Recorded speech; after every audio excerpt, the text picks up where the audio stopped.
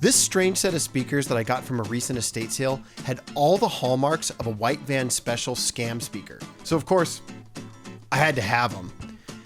Today, we're going to see if we can't figure out what the heck these are, where they came from, and I'll explain what white van specials are for those of you who don't know that term. Stick around, this is going to be a fun one.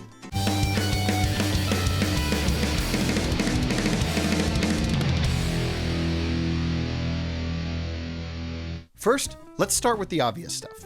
These are branded American Acoustics labs. Now, while that's not a hugely recognized brand like Pioneer or JBL, it's definitely a real company that made a lot of speakers in the 70s and onward.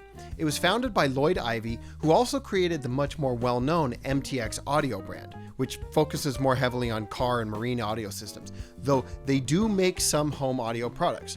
So we know the company is real and legitimate. But are these? According to everything I could find in forums, American Acoustics Labs was a maker of large budget-friendly speakers that were capable of handling high power output but weren't known for premium sound. A lot of people called them party speakers and have stated that quite a few made it into those white van special scams, especially in the Midwest.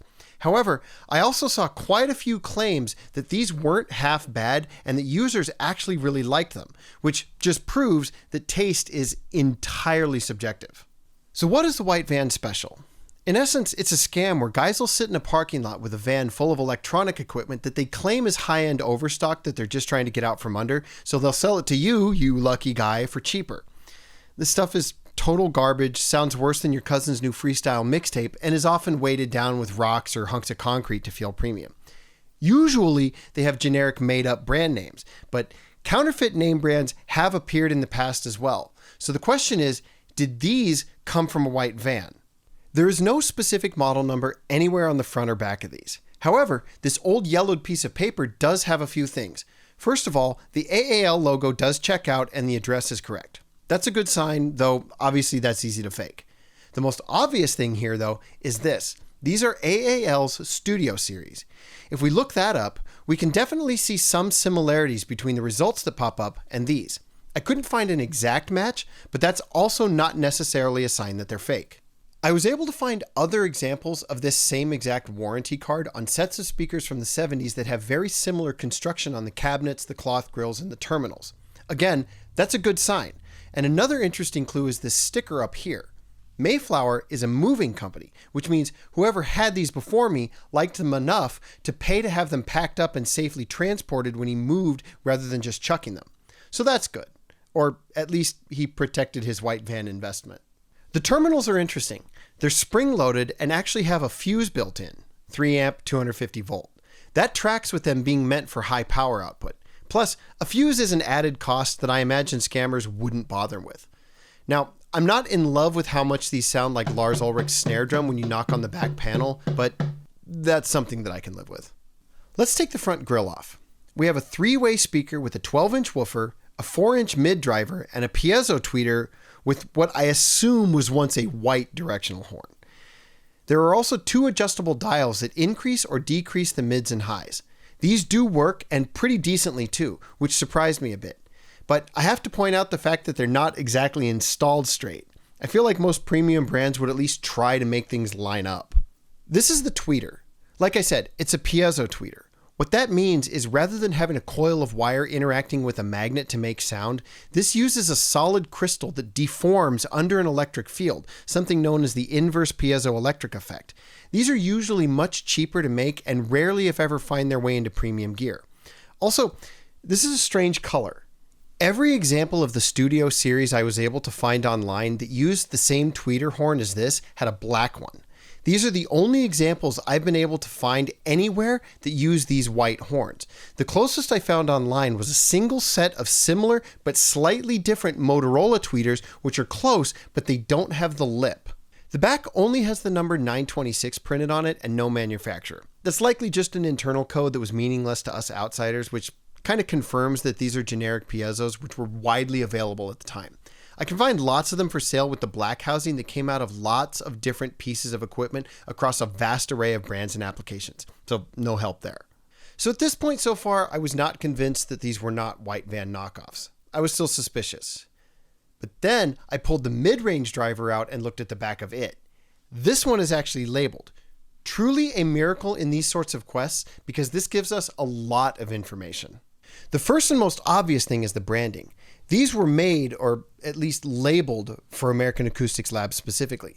Now we know that AAL was headquartered in Chicago at the time, and these drivers were made in Japan, but that's pretty standard for companies like this. They would have ordered a run of drivers with certain specs from a manufacturer and installed them in their cabinets.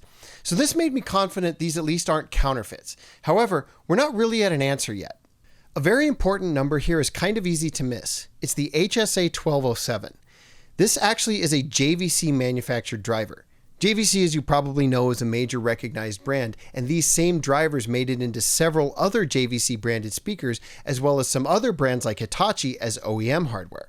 One interesting thing they did was change the dust covers on this run from chrome on the JVC branded ones to black paper on these.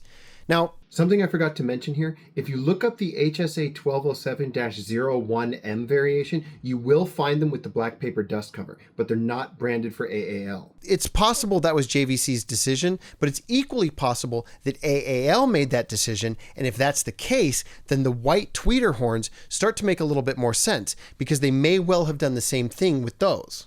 Let's take a look at something else I saw as a red flag initially. The glue on the dust cover of the bass driver. Let's call it messy. When you combine that with the white paper cone, that reads as very cheap. Now, I'm going to say something that is just my own admittedly limited experience, but I've never encountered a speaker with a white cone that wasn't very low end. But that's not always been the case historically. In fact, JBL was using white cones in their drivers for a decade or more before these, and they were fantastic. But a bunch of low-end gear makers started mimicking that high contrast white look, and eventually it started to show up in a lot of equipment that was only flashy at the expense of sounding like anything. Now let's look at the back of the bass driver. Here's another very helpful piece of information. This is an EIA manufacturer code that we can actually look up. It traces the driver back to the Chicago-based Quam Nichols company who manufactures speaker drivers for industrial applications. They're not trying to be a hi-fi company, but they make quality, reliable products. They did at least bother to powder coat the speaker basket. The EIA code also gives us a date of 1979.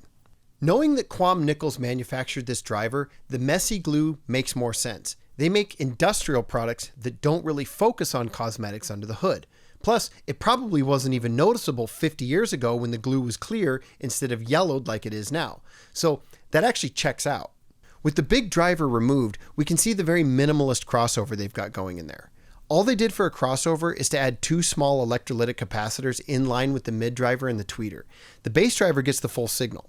That's not strange in a low budget setup like this, and the capacitor specs that they used are what I would expect to see for this at 2.2 and 6 microfarads respectively. So that all checks out. Also note, they did include fiberglass sound deadening, and I see no chunks of concrete. So what we're looking at is, in fact, a legitimate set of speakers from a real brand, albeit a very low budget set. Each of the components they used to build these was likely sourced, so these would fit within a certain retail price maximum, and they would likely have been sold as an entry-level set of speakers in a retail shop. These aren't counterfeits or knockoffs, they're just cheap. And I can totally get behind that. Now, like any set of speakers I pick up, these got a full recap and new suspension so they worked properly. As much fun as it is to investigate a rabbit hole like this, I do also like to hear what they're supposed to sound like when they're in proper working order, which is admittedly not great, but they are in no way the worst speakers that I've ever heard. I probably spent more on the parts than these are ultimately worth, but that's not the point. The point is, I wanted to hear them. If you look at the original foam suspensions, they actually go in instead of out.